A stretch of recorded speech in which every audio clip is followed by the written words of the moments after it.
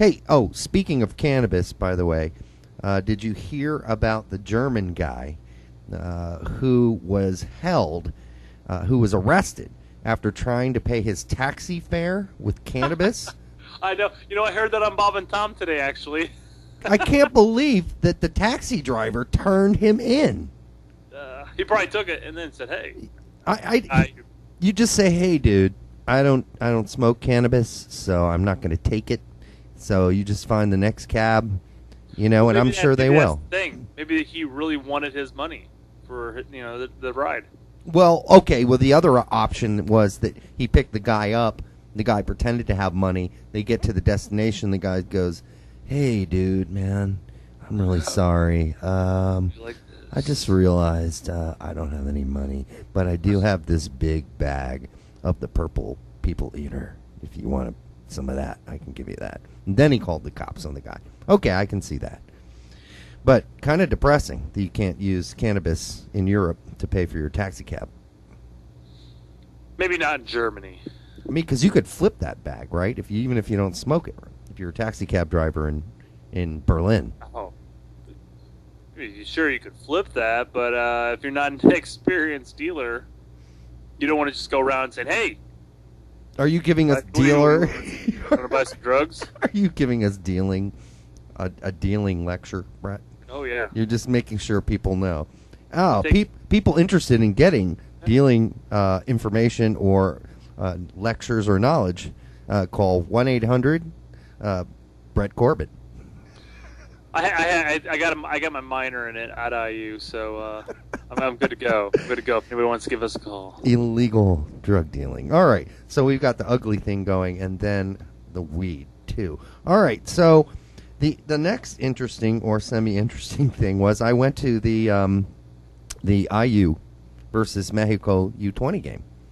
And, how did that turn out? Oh, well, we lost. Actually, we were ahead after the first half, 1-0. I have to say that Eric Zavaleta played very well for the Hoosiers. He was up top pretty much by himself the whole game. The other standout for the Indiana team was A.J. Corrado, and I expect both of those gentlemen to have significant careers in the future. But the real standout in that game from the U20 Mexican side was Guillermo Madrigal. He is this very tall, I would say 6'2", 6'3", 20-year-old, 19-year-old, and he really dominated the middle. And it kind of took me back to the time, remember when Borghetti used to play? Mm-hmm. Kind of that striker role for the Mexican team. This kid is the same thing. People think of Mexico as a bunch of short guys walking around, running around, passing, pass. This U20 team, they were not small at all. This is a whole new generation of Mexican kids. And I would say the majority of them were nearing 6 foot or over. But this kid in particular was strong. And I expect to see Guillermo Madrigal down the line. I definitely do. And you got to come down here, by the way. Catch a game with us. Well, I definitely had planned on coming down for this game, but I had to work, unfortunately. Oh, yeah, that. No, but I'll definitely be hitting up some IU games, bringing the nephews down. Yep.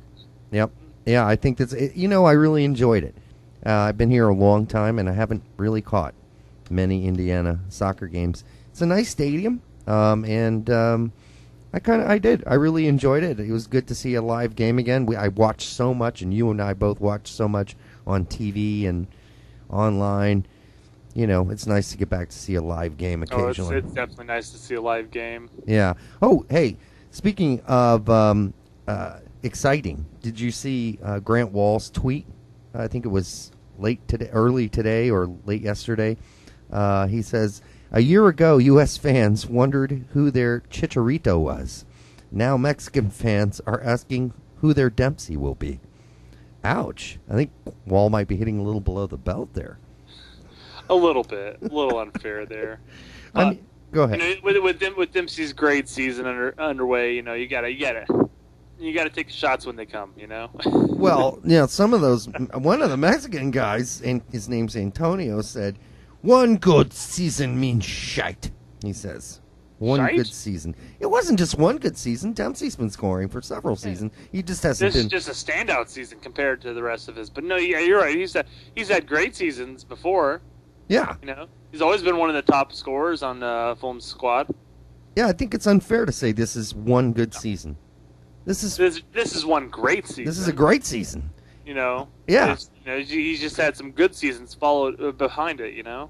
In fact, the Footballers Writers Association in England named Dempsey fourth. He was for the FWA Player of the Year award. Fourth, an American.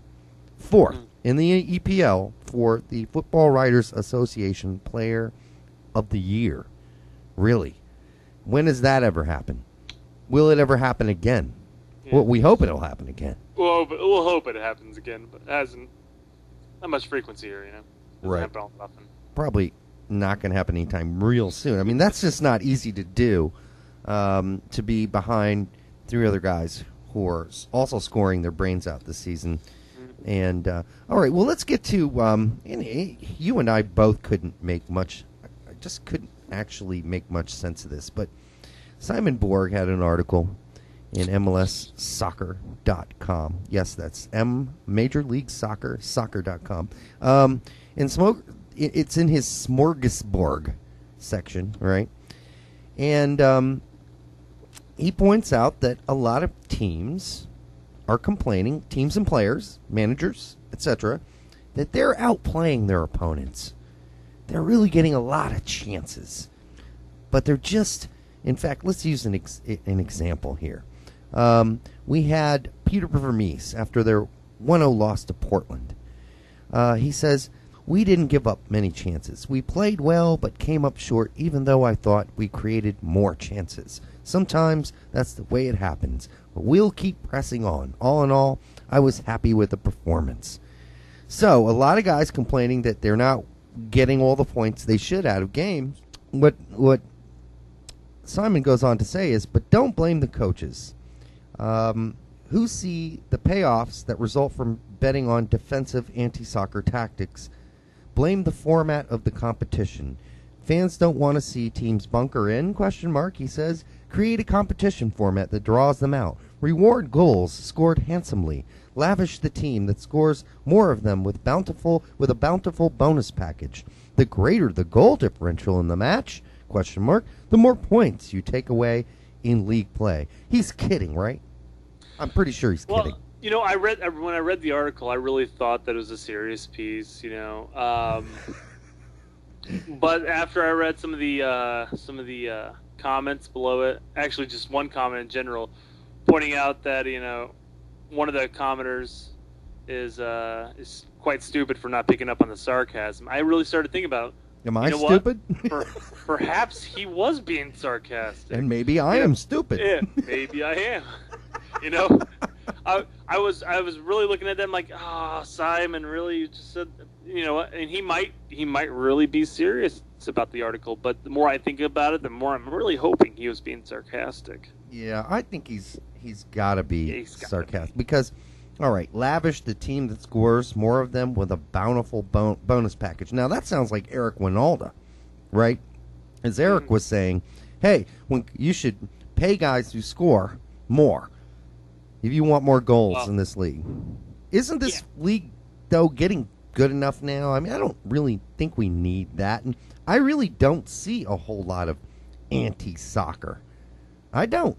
I've been watching a lot of games. I don't see a lot of anti-soccer. I don't see a lot of teams bunkering in. Maybe that's me. Maybe I'm missing something. No, I don't see any teams specifically sitting back and bunkering in. I see a lot of I see some teams that are just, just overall the better team. Yeah. You have Kansas City is quite, compared to a lot of the teams in MLS, as quite the better team. Right. And when they'll have more chances, and you know what? If they don't capitalize on their chances, and the other team capitalizes on their very few chances, it's not saying that the other team played anti-soccer or anti-soccer. He calls it anti-soccer. Okay, I thought it was anti-soccer, but that just sounds so weird. Yeah, we just call it bunker soccer. negative soccer. Yeah, right. But they're different types of no. soccer, and that's a legitimate style. And somebody brought up a good point, actually in the comments section, talking about how Chelsea played against Barcelona. Absolutely. You can't go toe-to-toe with Barcelona as far as playing their game because, you'll get wiped off the field. Right. So you got to come out with a different tactic, and you know what? It's the same reason why how the U.S. beat Spain, how Switzerland beat Spain, for that matter. Mm-hmm. You have to adapt your game to play to your opponent's weaknesses. Well, weaknesses is to play the ball, from the wings into the box. You got to play more compact and take advantage of your counters when you get them. Well, let's look at the game today as an example. Man City had versus Man United. They had all the possession for the most part of the game. They outplayed Man United. Man United did not play bunker soccer. But it might have been to their benefit to play more defensive soccer. They might have hung in there because clearly Man City looked like the more quality club. And, that's not, when it's that close, yeah, okay, maybe you don't need to. Because there's not a giant difference between Man City and Man United. But if you're Chelsea and you're playing Barcelona, there is a big difference. And you do have to kind of bunker in and hope for the counterattack, and it worked for them. But what I'm saying is, I don't see that kind of soccer in MLS this season. No, even really teams that are supposedly not as good, like Toronto, they're not bunkering in. They're trying to score. So I don't know anybody who's really huffing and puffing about this or complaining about it. So I was kind of surprised by the article because I'm not hearing a lot of complaints about this yet. But maybe I'm just missing something, and there are people out there saying, oh, there's some teams in the MLS, they're just too defensive. They don't try to score at all. I hate it. They're boring. I don't know. Are you hearing this? No. Well, and the thing is, in the MLS, we have parity to an extent. You have the same rules, the same ability to produce the team. Toronto has the same ability to produce the same type of team that Real Salt Lake does. Whereas you take a bottom tier table of the EPL, can't produce quite the same team that Man City or Man United does. Yeah. It's just there's not quite the exact same the bunkering style, the negative soccer, if you will. Yeah. Anti-soccer, according to the article. How many 0-0 games have there been this season? It really haven't been not many at all. Yeah.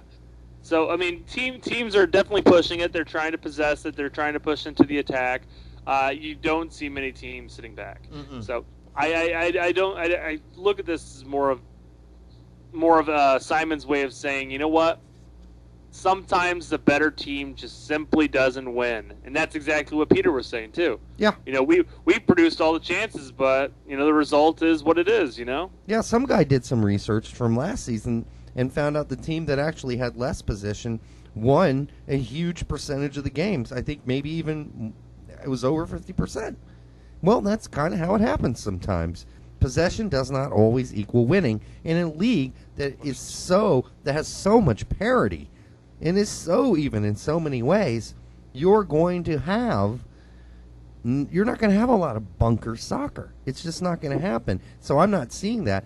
And, of course, with all this parity, you would think there wouldn't be a team who's, 6, 7 now? 7-0, yeah. You wouldn't think there would be, but it's going to happen. It'll happen from time to time. Usually, it's kind of a rarity. Usually, you'll see teams that are like, 1-4-3 or something like that. But it's a rarity. You'll ever see like an 0-7-0 team. Yeah. So, the bottom line is, we think this article's a joke. It is a bit of a sarcastic. Yeah, because he's talking about the more points you take away.